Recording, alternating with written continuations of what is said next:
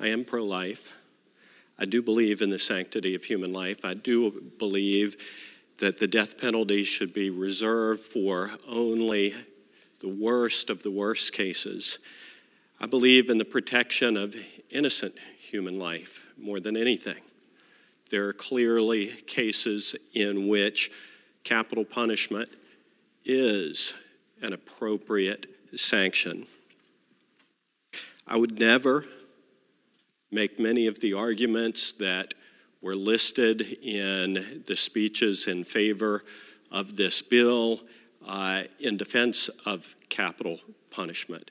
I would never make an economic argument in support of the retention of capital punishment. I would never make a robust defense over the manner in which capital punishment was applied in centuries past. But I would point out a few things. The sunshine argument.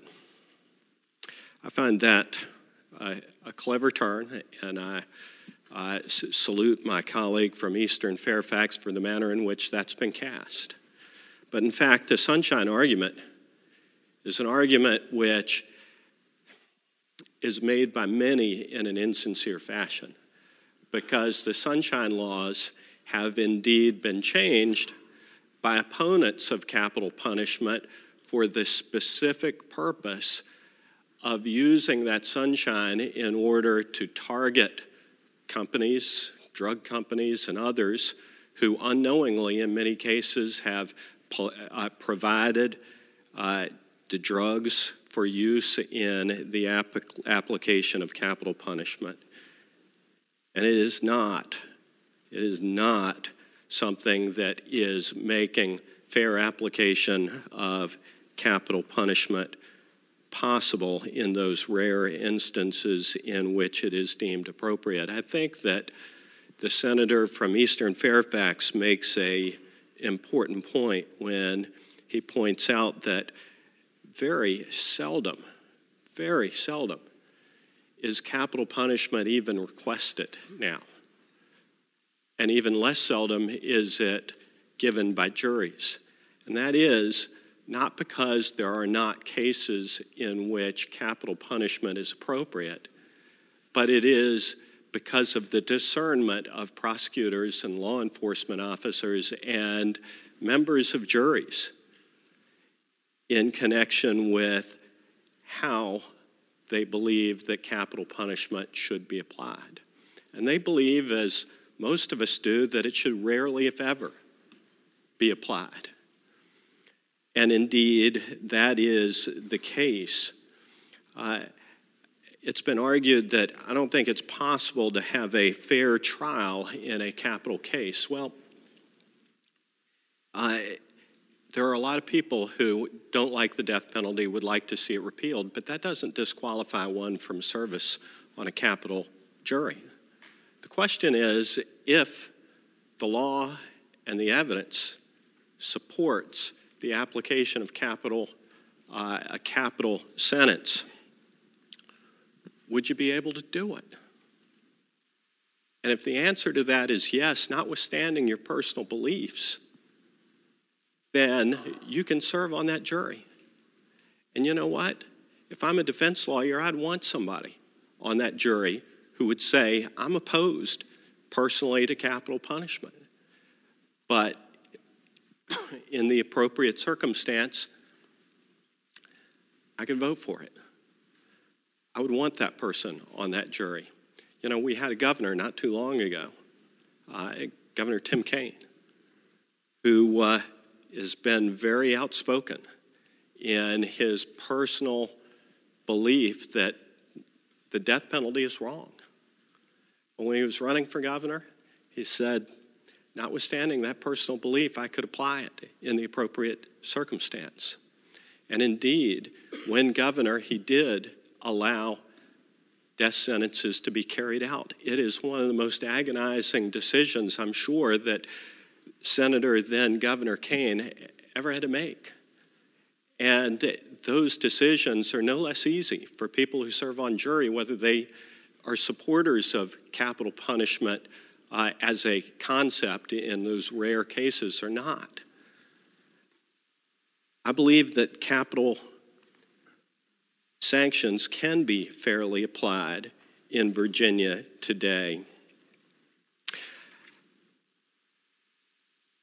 I think that it is important not to look at the way that capital punishment was applied in the 17th and 18th century, even the 19th century, or even the 20th century, much of it. But I think what we need to do is look at how it's being applied now. And it is rare. It is reserved for the worst of the worst. Ivan Telugus. Ivan Telugus was convicted of capital murder for the 2001 murder for hire of his girlfriend in Harrisonburg. He paid $2,000 to somebody who entered his girlfriend's home. She was in the bathroom, in a bath. He slit her throat and left her there. She was found 2 days later by her mother in a blood-filled bathtub with her 21-month-old toddler in the bathroom with her, who'd been there for 2 days while his mother lay dead in the bathtub. Ivan Telugus was convicted of capital murder. That sentence was actually commuted. But Ivan Telugus fits my definition of the worst of the worst. Ricky Gray was convicted following the January 2006 7-day murder spree in the city of Richmond.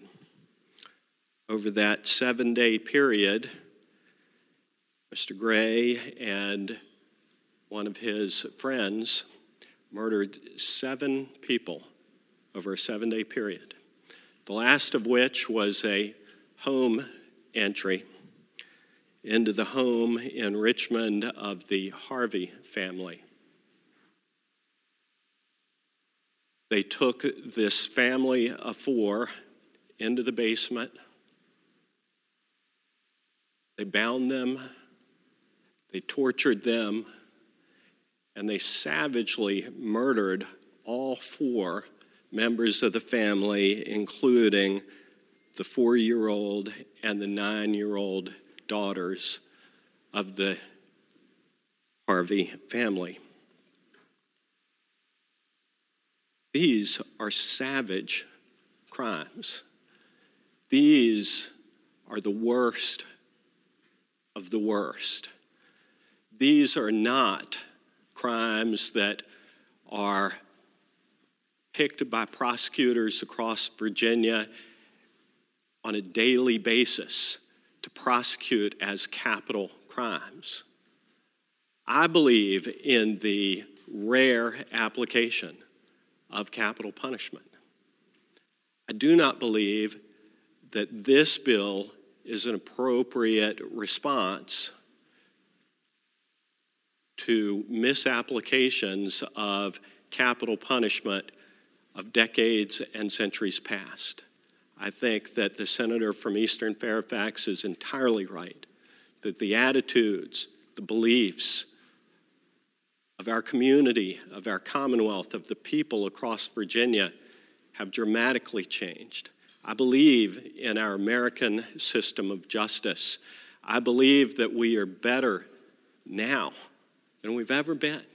And I believe that with the application of DNA evidence, I believe with the years of appeals and the opportunities for clemency and executive action to avoid misapplication of justice in questionable cases, that capital punishment can be fairly applied.